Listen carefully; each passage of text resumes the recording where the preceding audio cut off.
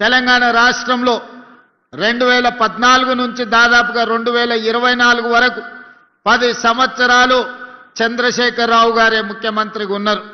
వారి కుమారుడు తారక రామారావు గారే మున్సిపల్ శాఖ మంత్రిగా ఉన్నారు. అదేవిధంగా కేంద్రంలో నరేంద్ర మోడీ గారు మూడవసారి ప్రధానమంత్రి అయిండు.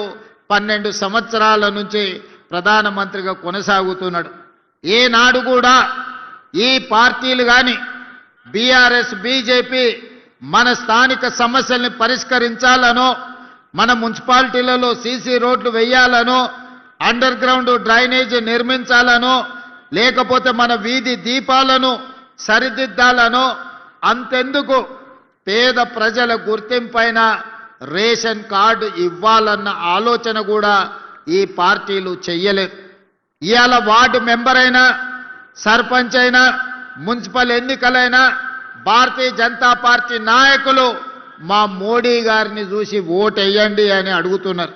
నేను ఒక్క మాట అడగదలుచుకున్న బీజేపీ నాయకులను, పెళ్లి పెద్దను చూసి పిల్లనిస్తే పిల్లగానోడు పనికిరానోడైతే సంసారం చేసేది ఎవరు అని నేను అడుగుతున్నా.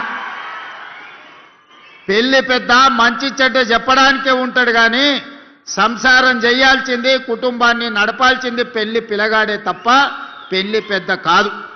అందుకే ఇవాళ మీ మున్సిపల్ ఎన్నికల్లో కౌన్సిలర్లు కానీ కార్పొరేటర్లు కానీ ఈరోజు మీ సమస్యల్ని పరిష్కరించాలి అంటే మోడీని చూసి ఓటేస్తే ఈ గల్లీలో ఉండే బోడిగాడు మనకు పని చెయ్యకపోతే పోయి మోడీని అడగగలమా మనము?